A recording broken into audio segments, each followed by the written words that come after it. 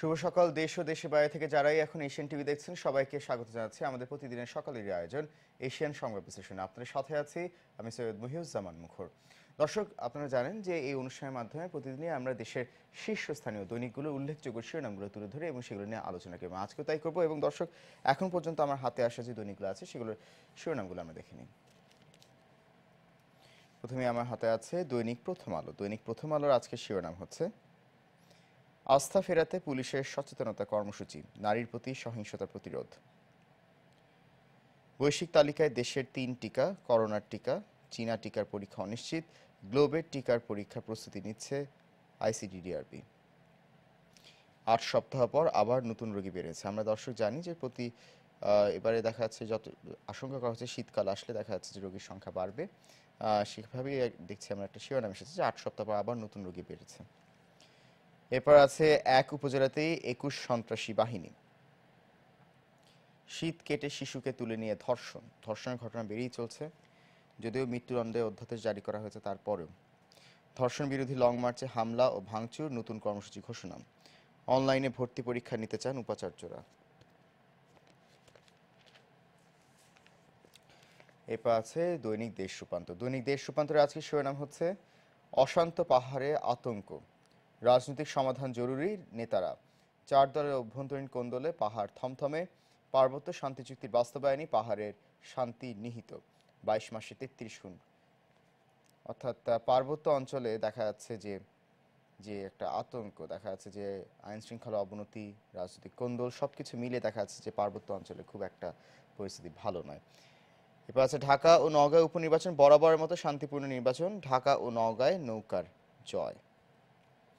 বিশ্ব স্বাস্থ্য সংস্থার তালিকায় অন্তর্ভুক্ত বাংলাদেশের গ্লোবের 3টি ভ্যাকসিন। এটা খুবই আমাদের জন্য একটি সুখবর যে আমাদের দেশের 3টি ভ্যাকসিন, মানে বাংলাদেশের গ্লোবের 3টি ভ্যাকসিন, সেটা বিশ্ব স্বাস্থ্য সংস্থার তালিকা অন্তর্ভুক্ত হয়েছে। এছাড়া এখানে বলা হয়েছে ছোট করে যে প্রি ক্লিনিক্যাল তালিকায় বিশ্বের 156 ভ্যাকসিন, 3 প্ল্যাটফর্মে বাংলাদেশে 3টি, মানবদেহে পরীক্ষার অপেক্ষায় গ্লোব কোভিড। এছাড়া একটা আছে দ্বিতীয় মেয়াদের প্রধানমন্ত্রী জেসিন্ডা আর্ডার্ন। অর্থাৎ আমরা যেটা জানি যে জেসিন্ডা আর্ডার্ন নিউজিল্যান্ডের প্রধানমন্ত্রী, বিপুল ভোটে জয়লাভ করে আবার দ্বিতীয় মেয়াদের প্রধানমন্ত্রী নির্বাচিত হয়েছেন। এছাড়া আছে নজর সুইং স্টেটগুলোতে সমাবেশের প্রস্তুতি ট্রাম্পের। ইউএনওকে লাঞ্ছনা, ব্যারামেয়রে যুদ্ধাপরাধী নিজামীকে পিতার আসনে বসিয়েছিলেন বাতেন।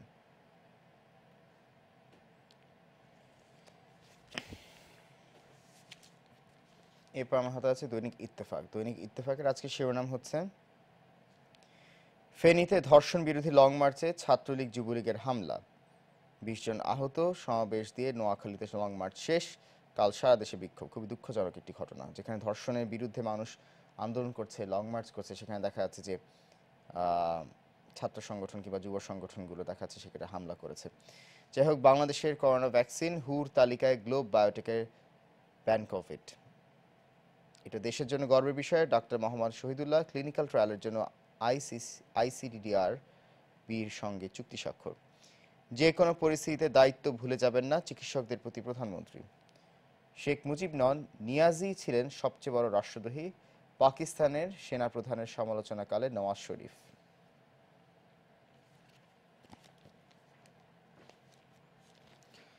ধর্ষকদের কড়া বার্তা পুলিশের, সারা দেশে সমাবেশ। এসআই আকবর এখনো অধরা, রায়হানের শরীরে 111টি আঘাত, দ্বিতীয় ময়নাতদন্ত রিপোর্ট। নির্বাচনে হারলে আইনি গ্যারাকলে পড়বেন ট্রাম্প।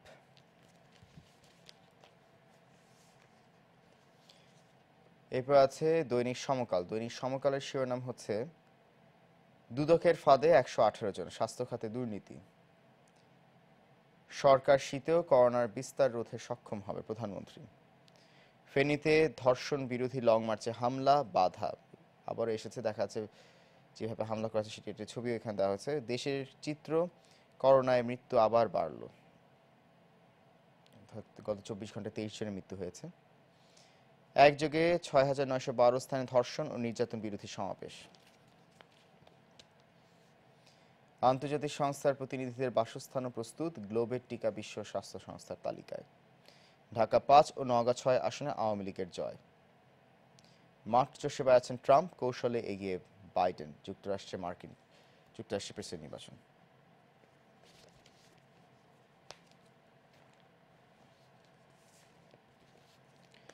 এরপর আমার হাতে আছে দৈনিক যুগান্তর। দৈনিক যুগান্তরের শিরোনাম হচ্ছে সন্ত্রাসের জনপদ বেগমগঞ্জে আর্ট ইউনিয়ন, বাহিনীগুলোর নেপথ্যে রাজনৈতিক আশীর্বাদ। ভিসিদের বৈঠকের সিদ্ধান্ত, বিশ্ববিদ্যালয়ে ভর্তি অনলাইন পরীক্ষায়। বিশ্ব স্বাস্থ্য সংস্থার তালিকায় গ্লোবের ভ্যাকসিন। রফতানি শিল্পে বড় সংকটের সংখ্যা, ঋণ শোধের সীমা আর না বাড়ালে সুফল মিলবে না। ধর্ষণ বিরোধী লং মার্চে হামলা, আহত 20। কক্সবাজারের চেয়ে 18টি উন্নত সেবা ভাসানচরে রোহিঙ্গাদের আশ্রয়ন প্রকল্প। ময়নাতদন্তের প্রাথমিক রিপোর্ট, রায়হানের শরীরে 97টি আঘাতের চিহ্ন। সদরপুরের নিক্সন ও জাফরুল্লাহ গ্রুপের সভা আহ্বান। দর্শক, এখন পর্যন্ত আমি আরো কিছু পত্রিকা দেখলাম, আর এখন আরো কিছু পত্রিকা বাকি আছে, সেগুলো শিরোনাম দেখা আমরা সেগুলো তুলে ধরবো, সেগুলো নিয়ে আলোচনা করব। তবে সময় হয়ে গেছে একটি বিরতি, ফিরছি একটু পরে, সঙ্গেই থাকুন।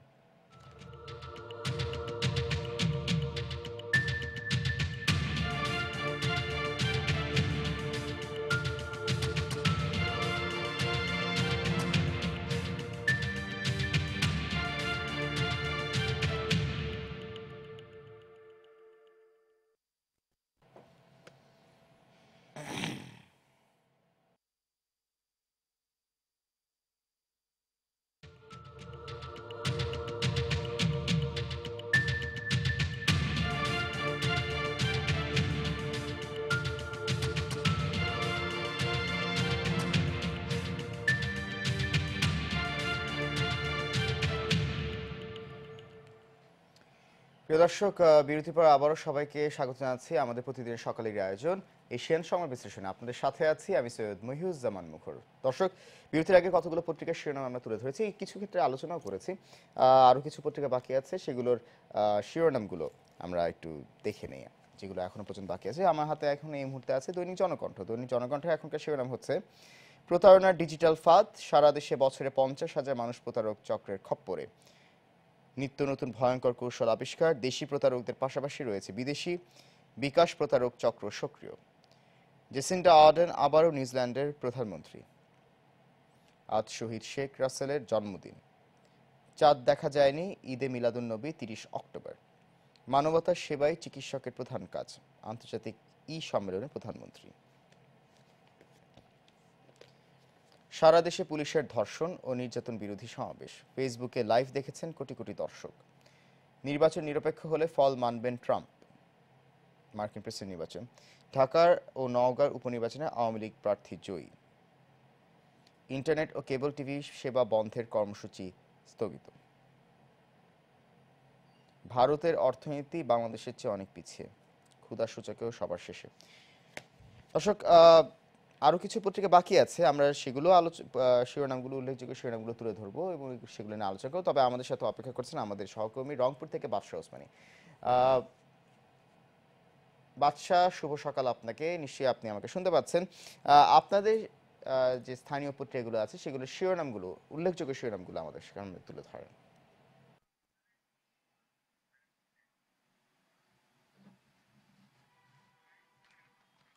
ধন্যবাদ মুখর। আজকে আমার হাতে রংপুর থেকে প্রকাশিত 9টি পত্রিকা আমার হাতে রয়েছে। আমি এশিয়ান টেলিভিশনের মাধ্যমে দর্শকদের জানিয়ে দিতে চাই, আজকে রংপুরের প্রথমে যে পত্রিকাটি আমার হাতে রয়েছে দৈনিক দাবানল, তারা এখানে উল্লেখযোগ্য শিরোনামটি করেছে রংপুরে একই সাথে 131টি স্থায়ী বিট পুলিশিং সমাবেশ। সেখানে আমাদের রংপুর ডিআইজি দেবদাস ভট্টাচার্য এবং মেট্রো কমিশনার আব্দুল আলী মাহমুদ বলেছেন, নারী ধর্ষণ নিপীড়নের মতো অপরাধে জড়িতদের কোনো ছাড় দেওয়া হবে না।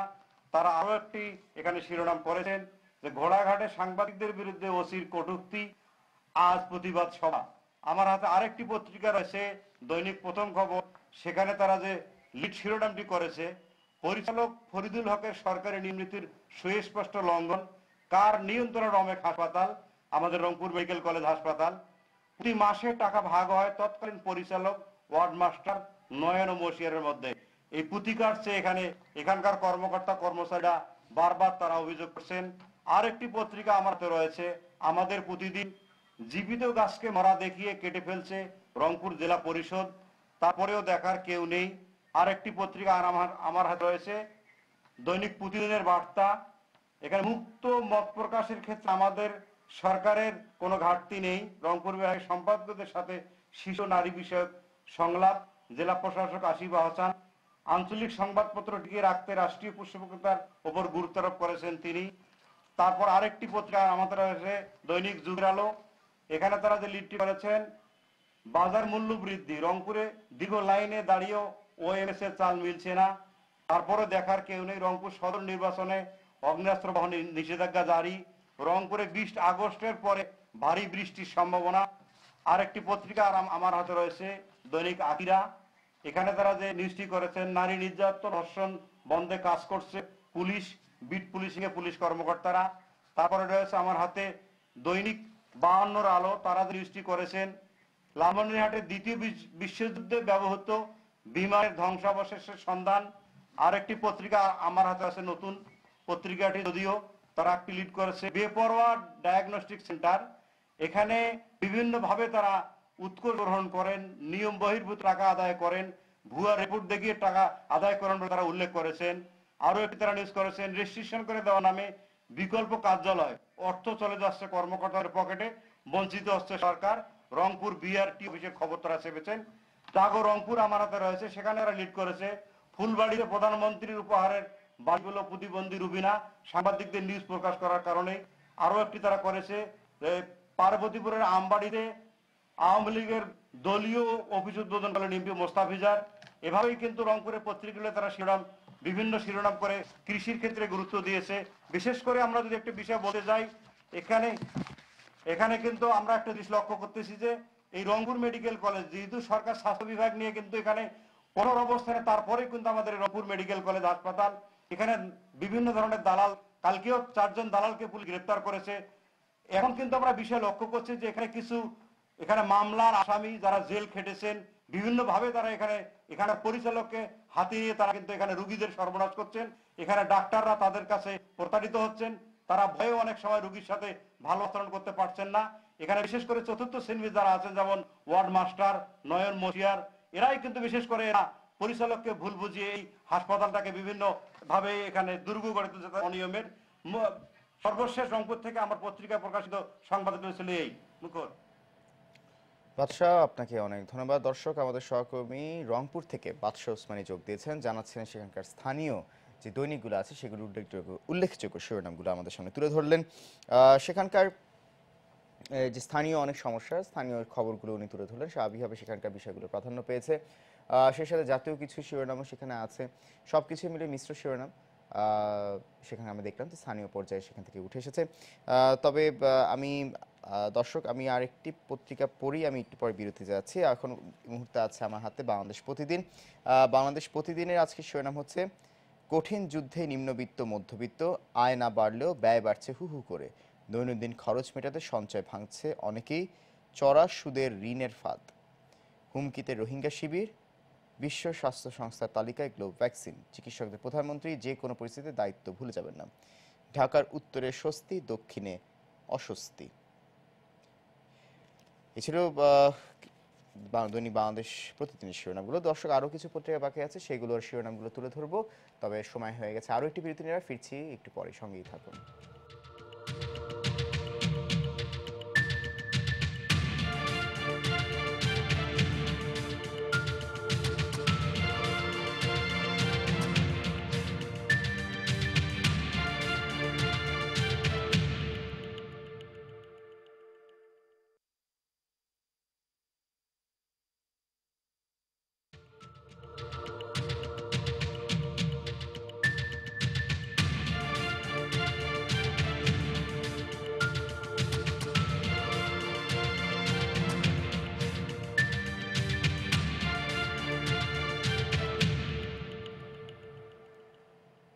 দর্শক, বিরতির পর আবারও সবাইকে স্বাগত জানাচ্ছি আমাদের প্রতিদিনের সকালের এই আয়োজন এশিয়ান সংবাদ বিশ্লেষণের সাথে আছি আমি সৈয়দ মহিউজ্জামান মুখর। দর্শক, অনেকগুলো পত্রিকা আমরা পড়েছি এখন পর্যন্ত, আমাদের হাতে আসা যে দৈনিকগুলো আছে সেগুলোর শিরোনামগুলো তুলে ধরেছি।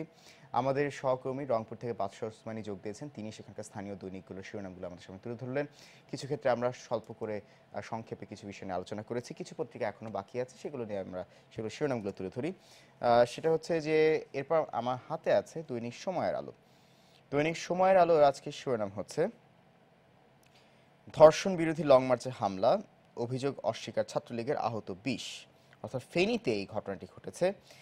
এটা নিয়ে আমরা আলোচনা করব। বেশিরভাগ ক্ষেত্রে দেখা যাচ্ছে যে সবগুলো পত্রিকাতেই এই বিষয়টি ঘুরে ফিরে এসেছে, যদিও অনেক ধরনের মিশ্র শিরোনাম সবগুলো পত্রিকায় উঠে এসেছে, কিন্তু দেখা যাচ্ছে যে আহ, এই শিরোনামটি বারবার ঘুরে ফিরে আসছে। এছাড়া বলা হচ্ছে শীতে করোনা বিস্তার রোধের আশাবাদ প্রধানমন্ত্রীর, থেমে আছে মানবতা বিরোধী অপরাধের বিচার, শুনানির উদ্যোগের তাগিদ ভার্চুয়াল আপিল বেঞ্চে। পবিত্র ঈদে মিলাদুন নবী 30 অক্টোবর। পরীক্ষাতেই ভর্তি বিশ্ববিদ্যালয়ে, শেখ রাসেলের জন্মদিন আজ। এরপর আছে দৈনিক বাংলাদেশের আলো। দৈনিক বাংলাদেশের আলোর আজকের শিরোনাম হচ্ছে বিনামূল্যে পাঠ্য বই নিয়ে জটিলতা, বই উৎসব নিয়ে শঙ্কা, সারা দেশে বই পাঠানো শুরু হয়নি, 5 কারণে জটিলতার সৃষ্টি, নির্দিষ্ট সময়ে বই পাবে শিক্ষার্থীরা, এনসিটিপি চেয়ারম্যান। পবিত্র ঈদে মিলাদুন্নবী 30 অক্টোবর। বাংলাদেশে করোনা সংক্রমণ ও মৃত্যুর হার খুব কম, প্রধানমন্ত্রী। উপনির্বাচন সুষ্ঠু হয়েছে, সিইসি। ঢাকা 5 ও নওগাঁ 6 আসনে আওয়ামী লীগের প্রার্থী জয়ী। শেখ রাসেলের 57তম জন্মদিন আজ। ফেনীতে ধর্ষণ বিরোধী লং মার্চে হামলা, আহত বেশি। দর্শক, যেটা বলছিলাম বারবার যে ফেনীতে যে ঘটনাটি ঘটেছে, ধর্ষণ বিরোধী লং মার্চে যে হামলা হয়েছে, সেই বিষয়টি ঘুরে ফিরে আসছে। আমরা এটা নিয়ে একটু ছোট করে আলোচনা করব। যতই দিন যাচ্ছে দৃশ্যমান হচ্ছে স্বপ্নের পদ্মা সেতু। এরপর হাতে আছে আমার the Daily star. The Daily star আজকে শিরোনাম হচ্ছে বেলচিং আউট ডেথ, অর্থাৎ বিশাল বড় করে একটি বিশেষ প্রতিবেদন করেছে আজকে দ্য ডেইলি স্টার, যে পরিবেশ দূষণ নিয়ে, তারপর যে যে ইট ভাটা যেগুলো আছে সেগুলো থেকে যেভাবে দূষিত বায়ু নিঃসরণ হচ্ছে, ফ্যাক্টরিগুলো থেকে হচ্ছে, এই বিষয়ে চমৎকার একটি প্রতিবেদন করেছে the Daily Star, belching out death.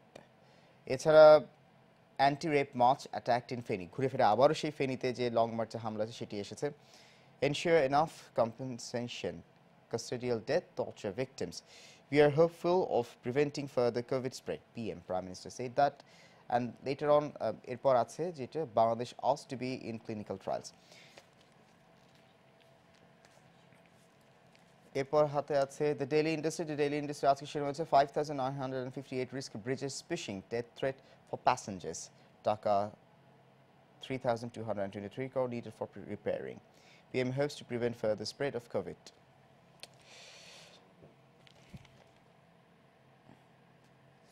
Potato traders ignoring government decisions. দর্শক, আমরা সবগুলো পত্রিকার শিরোনামগুলো তুলে ধরলাম, সেগুলো দেখলাম। অনেক ধরনের শিরোনাম সবগুলো পত্রিকায় জুড়ে, মিশ্র শিরোনাম। তবে ঘুরে ফিরে যে শিরোনামটি বারবার আসছে সেটি হচ্ছে যে আমরা যেটা দেখতে পাচ্ছি সেটি হচ্ছে যে ফেনীতে ধর্ষণ বিরোধী লং মার্চে হামলা, এখানে আহত 20 জন। অর্থাৎ যে বিষয়টি আমরা দর্শক আমরা দেখি সেটা হচ্ছে যে ফেনীতে ধর্ষণ ও বিচারহীনতার বিরুদ্ধে বাংলাদেশ শীর্ষক একটা লং মার্চ হয়েছে, এবং সেখানে দেখা গেছে যে স্বাভাবিকভাবেই আমাদের বাংলাদেশে যেভাবে ধর্ষণের ঘটনা বেড়ে গেছে সেটা নিয়ে অনেক ধরনের প্রতিবাদ হয়েছে, আন্দোলন হয়েছে। শেষমেশ মৃত্যুদণ্ডাদেশ এই অধ্যাদেশে জারি করা হয়েছে।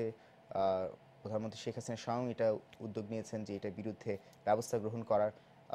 কিন্তু দেখা যাচ্ছে যে দুঃখজনক যে ঘটনা সেটি হচ্ছে যে এই ধর্ষণ ও বিচারহীনতার বিরুদ্ধে বাংলাদেশ যে শীর্ষক এই লং মার্চ, সেখানে ফেনীতে, সেখানে দেখা যাচ্ছে যে ছাত্রলীগ এবং যুবলীগ তারা হামলা করেছে।